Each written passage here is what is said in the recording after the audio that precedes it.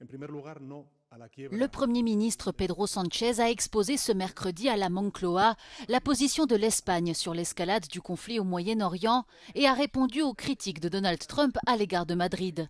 Le leader socialiste persiste et signe dans son refus d'aider Washington à frapper l'Iran.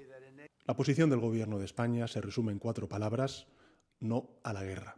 Nosotros repudiamos al régimen de Irán, que reprime, que mata vilmente a sus ciudadanos, particularmente a las mujeres.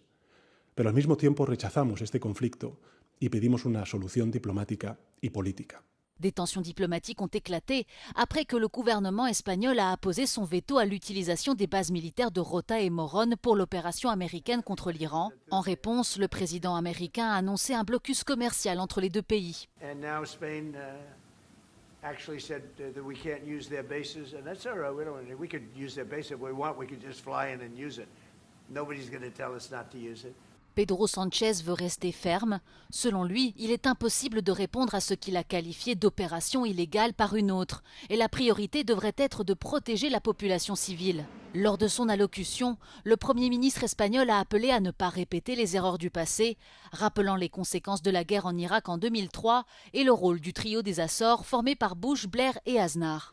L'Union européenne a resserré les rangs autour de Madrid. La vice-présidente de la Commission européenne, Teresa Ribera, a averti Washington que le commerce extérieur se négocie avec tout le bloc. L'Espagne insiste sur le fait que sa position est la même qu'en Ukraine ou à Gaza, le strict respect du droit international. The US consulate here in Dubai Creek was hit overnight in a drone attack, resulting in a fire. Now, the UAE and Qatar are very much aligned in that Iran has crossed a red line and has lost its compass, they say.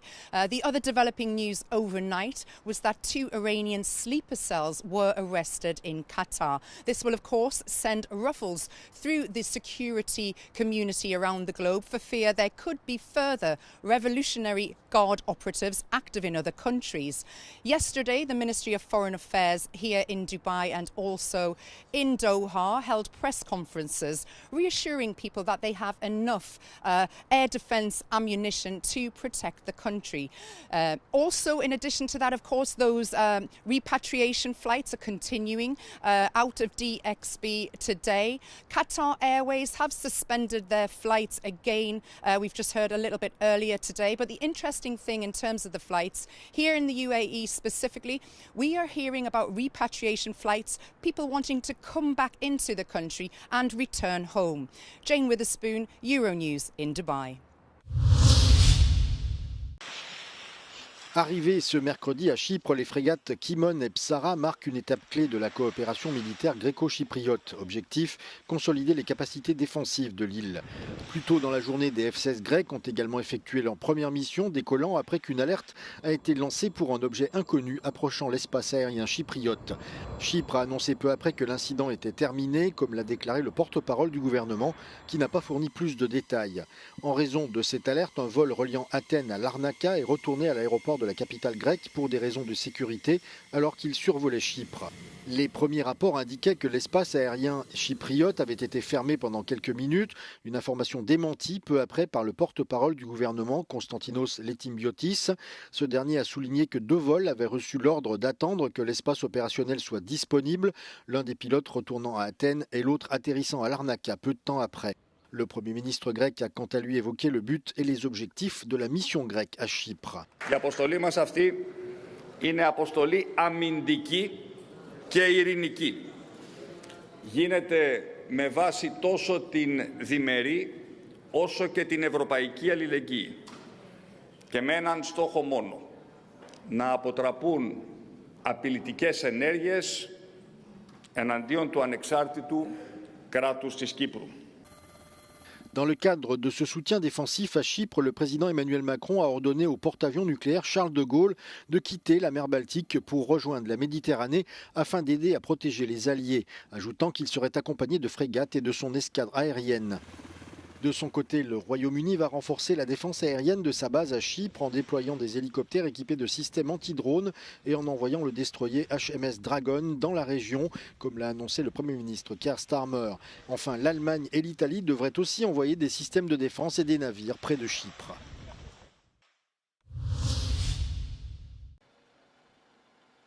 Les habitants d'Akrotiri restent inquiets quant à l'évolution de la situation après que le Hezbollah a pris pour cible la base britannique toute proche le week-end dernier.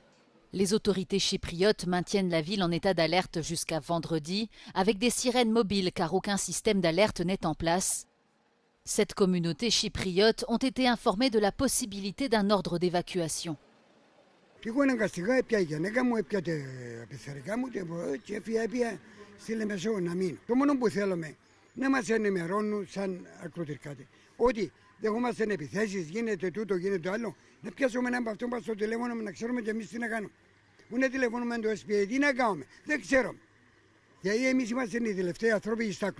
Δεν είχαμε καμιά ειδοποίηση, ακούσαμε τον κρότο, μετά τα αεροπλάνα.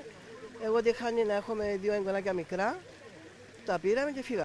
Plusieurs services publics comme les écoles d'Akrotiri restent fermés, tandis que les autorités examinent la situation quotidiennement. De son côté, la défense civile chypriote a publié des instructions sur les mesures d'autoprotection à prendre en temps utile afin d'être correctement préparés en cas de danger. La Syrie ouvre ses frontières à ceux qui fuient le Liban, où les bombardements israéliens s'étendent. Des milliers, peut-être des dizaines de milliers de personnes, pour la plupart de nationalité syrienne, ont déjà franchi la frontière, de retour dans leur pays pour fuir la guerre.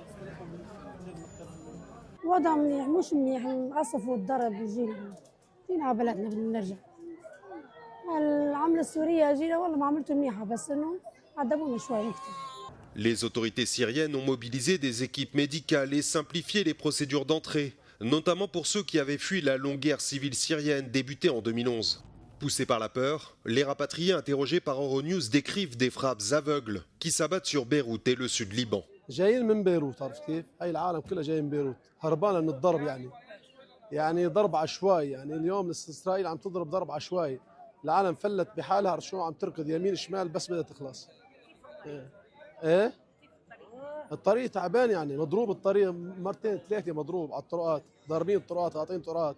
يعني هلا العالم مبسوط انه جاي على سوريا بدها تعيش ببلد عرشون امن، عرشون تستقر تحاول تستقر عرشون بلدها. Malgré les difficultés économiques qui les attendent en Syrie, beaucoup disent préférer la sécurité aux risques encourus au Liban.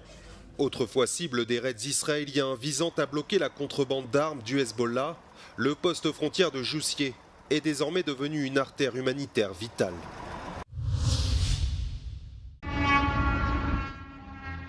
Si vous entendez ce bourdonnement caractéristique, sachez que vous êtes probablement en danger. Des vidéos récentes tournées à Bahreïn et à Dubaï montrent une nouvelle réalité terrifiante.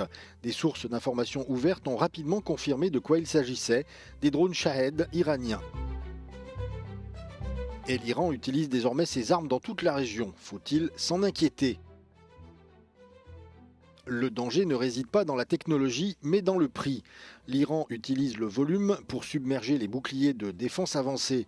Il est totalement inconcevable de lancer un intercepteur à $1 million contre un drone bon marché. En lançant des vagues massives, l'Iran peut effectivement ruiner un réseau de défense aérienne d'$1 milliard. Et le Shahed est l'Ak-47 du ciel.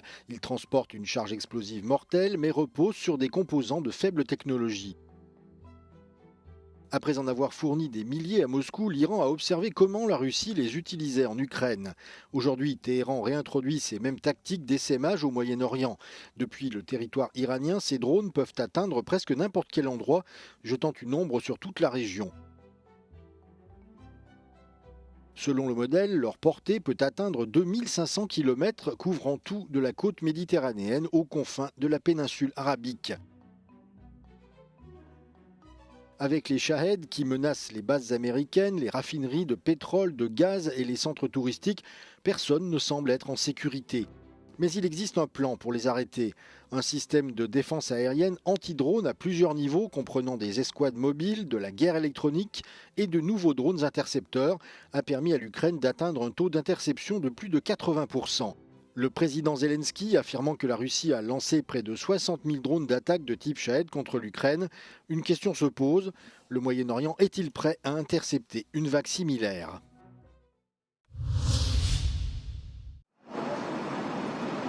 Le veto de dernière minute de la Hongrie sur le prêt de 90 milliards d'euros à l'Ukraine souligne la nécessité pour l'Union européenne de s'éloigner de l'unanimité, a déclaré Rob Jetten, le nouveau Premier ministre des Pays-Bas, lors de son tout premier voyage à Bruxelles depuis son entrée en fonction. The new Dutch government is in favor of less and less decision-making by unanimity on a European level. I think this is a clear example why that is important, because we cannot explain to our constituents that Europe is sometimes way too slow in reacting on great issues that affect us all. As I said before, if you reach political agreement on council level, we expect every European member state to uphold that agreement. Rob Jetten a appelé le Premier ministre hongrois Viktor Orban à respecter l'accord conclu entre les dirigeants et a souligné que l'UE devait renforcer son soutien à l'Ukraine alors que les États-Unis se retirent. Il a toutefois appelé à la prudence en ce qui concerne l'adhésion de l'Ukraine à l'Union européenne. We are very open-minded to look into broader support for these countries, but moving too fast is, I think, not the way to move forward. I think at the moment it's not possible to set a date for enlargement with Ukraine, but it is possible to talk with them, and I will do that with President Zelensky in a short time, how Europeans can support Ukraine in the important reforms that have been undertaken. Malgré les réserves de plusieurs pays de l'UE, le président Volodymyr Zelensky continue de faire pression pour obtenir une date précise pour l'adhésion de l'Ukraine dans le cadre d'un accord de paix, idéalement d'ici 2027.